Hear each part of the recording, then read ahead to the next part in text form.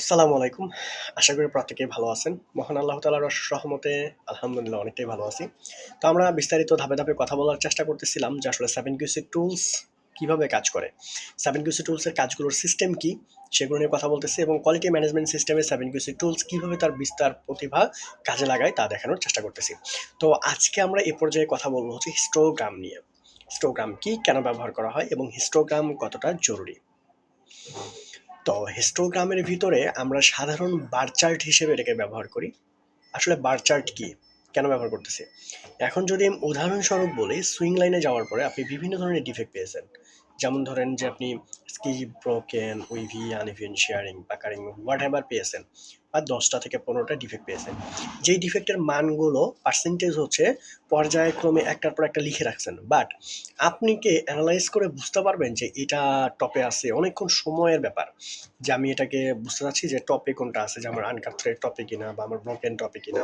যেটা বোঝার জন্য আপনাকে কি করতে হবে নরমালি খুঁজে বের করতে হবে। কিন্তু আপনার ডাটা যদি থাকে ১,০০০, আপনি সেখান থেকে কিভাবে খুঁজে বের করবেন যে আমার এই ডাটাটা সবার উপরে আছে, তারপরে এই ডাটাটা আছে, তারপরে এই ডাটাটা আছে এবং সর্বনিম্ন এটা আছে। এটাকে খুঁজে বের করার জন্য, এটাকে সহজে দেখার জন্য মূলত আমরা বার চার্টগুলো ব্যবহার করি। তো বার চার্ট কি? বার চার্ট হচ্ছে আমরা বিভিন্ন ধরনের সমস্যাকে খুব দ্রুত সেটাকে কিভাবে দেখতে পারি বা কিভাবে সেই সমস্যাটাকে আমরা আমরা নিজের মতো করে সলভ করতে পারি বা আসলে বুঝতে পারি যে আমার ৩০০টা ডাটা আছে, এই ৩০০টা ডাটার ভিতর থেকে একটা ডাটা, দুটো ডাটা বা তিনটা বা পাঁচটা ডাটা সব থেকে বেশি আছে, আমি তাহলে এই পাঁচটা ডাটা নিয়ে কাজ করতে পারবো।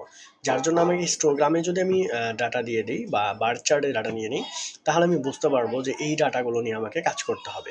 এই যে সহজ সিস্টেম, এটাই হচ্ছে কোয়ালিটি ম্যানেজমেন্ট সিস্টেমের একটা পার্ট।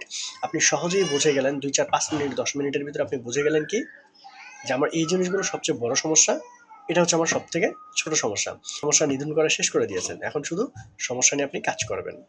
তো আশা করি আপনি হিস্টোগ্রামটা বুঝে গেছেন। যদি বুঝে থাকেন তাহলে হয়তো বা আপনার কোনো কিছু করার দরকার পড়বে না। অসংখ্য ধন্যবাদ সম্পূর্ণ ভিডিওটা মনোযোগ সহকারে দেখার জন্য।